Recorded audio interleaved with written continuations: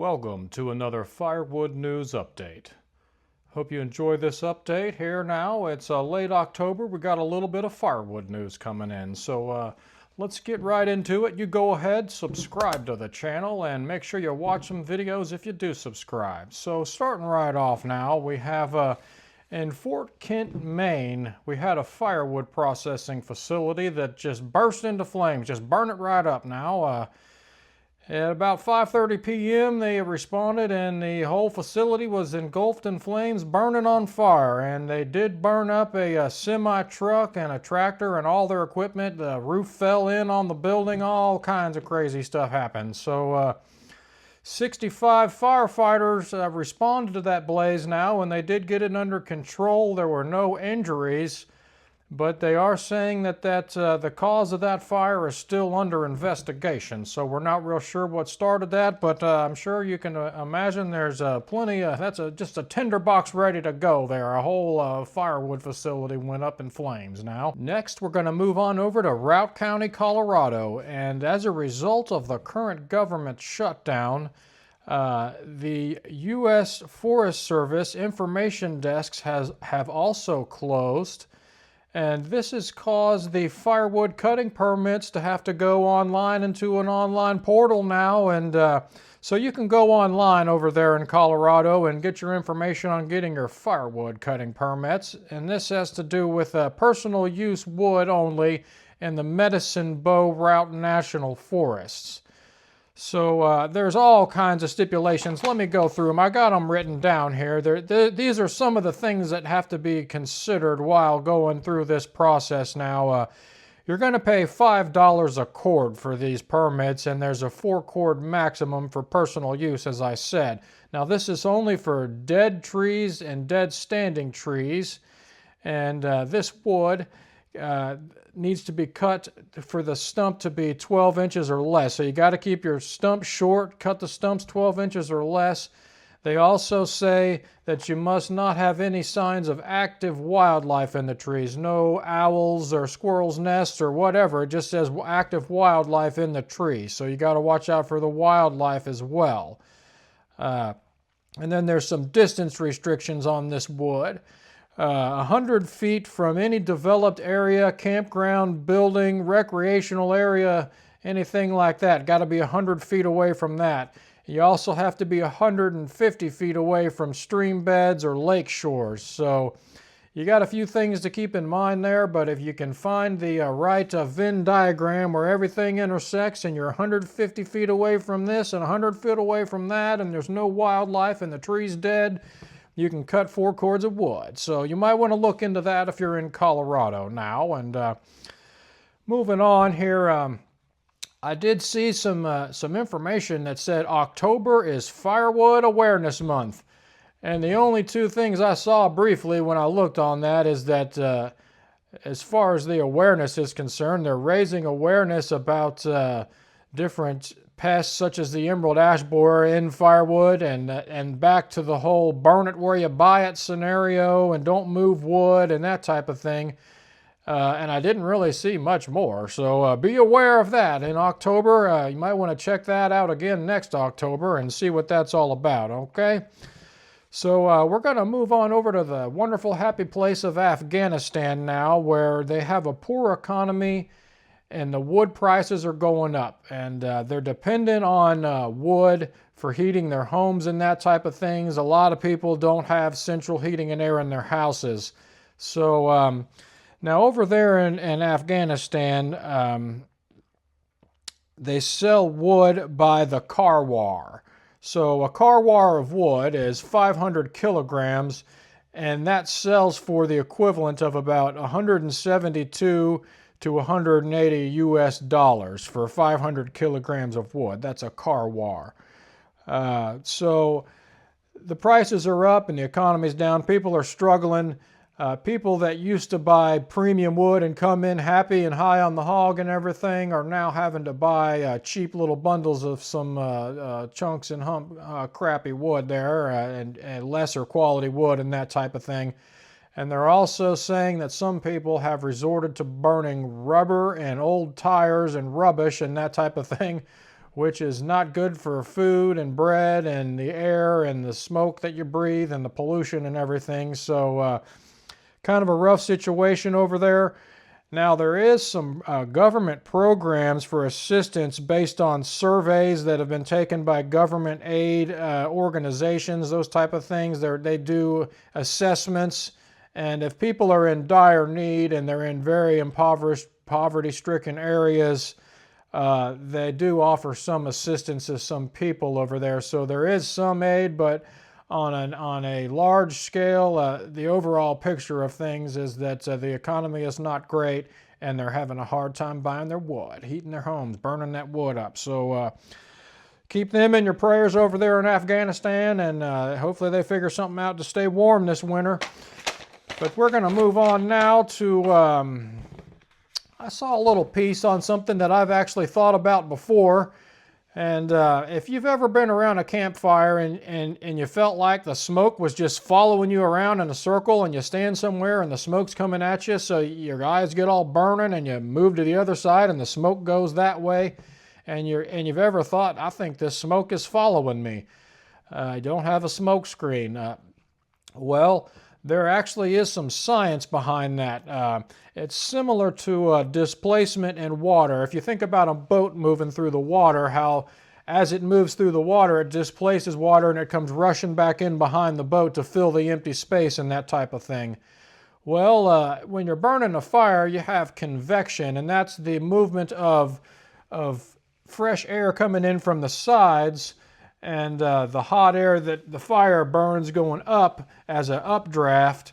So it's sucking that air in, pulling that air in from the sides. And if you stand right in front of the fire and block that fresh air movement coming in, it causes kind of like creates a little bit of a vacuum almost right in front of that little campfire, right in front of your body. And the smoke wants to move towards that area. So they're saying that to avoid that kind of situation, you want to space the people evenly around the fire with an equal airflow, kind of evenly distributed around there, a little symmetry. And so if you're sitting there with your girlfriend by the fire and you're both lumped on it right on one side, and you create a big wall right on one side, that might cause that smoke to have a little bit of a vacuum effect and come right towards you. So that stuff depends on the size of the person in front of the fire, the amount of mass in the way, and that type of thing. But there is something to that. If you ever thought about that, it's because of that airflow problem. So if you want to get right up on that fire and stay warm, it creates that. But if you back away, you get better airflow. So anyways, I saw that, thought it was kind of interesting, wanted to pass that along now. So in Minnesota, we had 2 people that were injured in a campfire incident now. Apparently somebody had poured a bottle of gasoline on a campfire.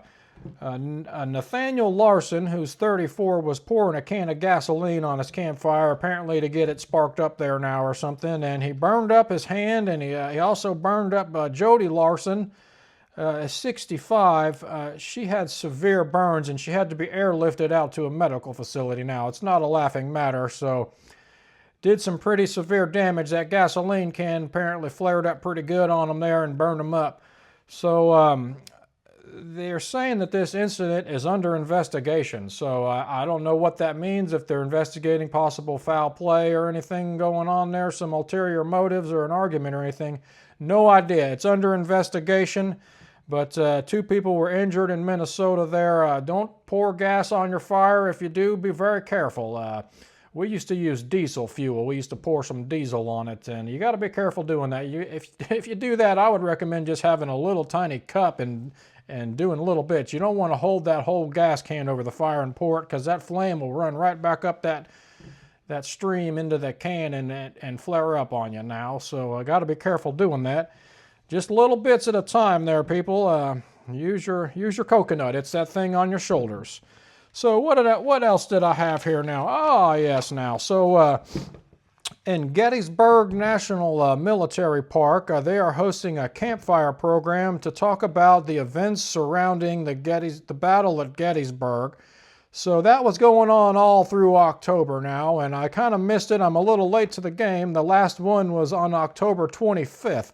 So look for that next year, and you might want to go back out that fall, get yourself a nice little blanket, a lawn chair maybe. I think there's different seating options, so don't. It's in an amphitheater, but I think there's certain areas you can bring your own seating and blankets and that thing if you want to. They say to bring flashlights because it's a dark area getting in and out. But that takes place at the Pitzer Woods Amphitheater there around Gettysburg.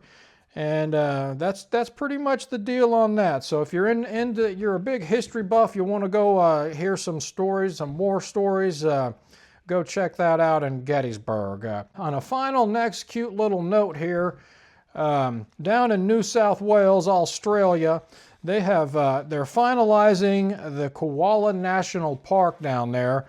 And that's going to be a huge national park. They're adding 176,000 hectares of forest. It says hectares, so I don't know what a hectare is. Hectares, a hectare. And it's going to protect over 12,000 koalas, those cute little fuzzy koalas now. So what they've done is they've banned any future logging and tree cutting while they're drafting the plans for this national park and getting it finalized. No more cutting wood down there. There's a lot of endangered species. It actually says that this old growth forest supports over 100 threatened species, including 36,000 greater gliders and all those fuzzy little koala bears. So it's going to protect them. And the forest people, the forest rights and the nature people have been pushing for this for years and years and years. It's a huge victory down there for them.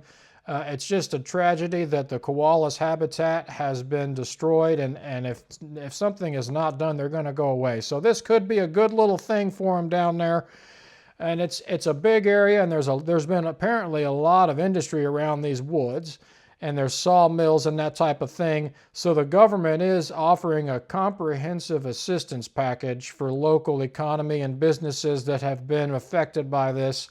So there's some government aid going out to these people that they're going to be affected by the loss of logging. And they're also offering mental health and that type of thing. But this park now is a pretty expensive deal, and they're saying that it could generate an additional $163 million for the state's economy. Now, it doesn't say if that's annually, a year, or over the next 10 years, or over the life of the park, or whatever. It just says it's a key domestic tourism destination for people coming from overseas and within the state, and it could generate $163 million. But they have spent a considerable amount of money on this thing. They are just now granting an additional $60 million to the state's national parks for the establishment of this park, and that's in addition to $80 million that they announced in 2023. And they say they have a $6 million package to support the tourism opportunities. So I don't know if those numbers are in addition to the government aid package that's going out to the people or not, but you can see they've spent quite a bit of money, and they're expecting to recoup what I say, $163 million. So it is going to be a little bit of a tourist destination there, but you do the math on that. Is the $163 million going to be better financially than having those mills operate every year and all those jobs and in industry and everything? Or is it going to be better as a national park? Financially, I don't know, but I don't think the koala bears are going to mind. So with that, I'll see you guys next time. Thank you for joining me on this month's Firewood News Update. I'm sure I'll be back at you with the latest news in the next month or so. So have a good one, and we'll see you later.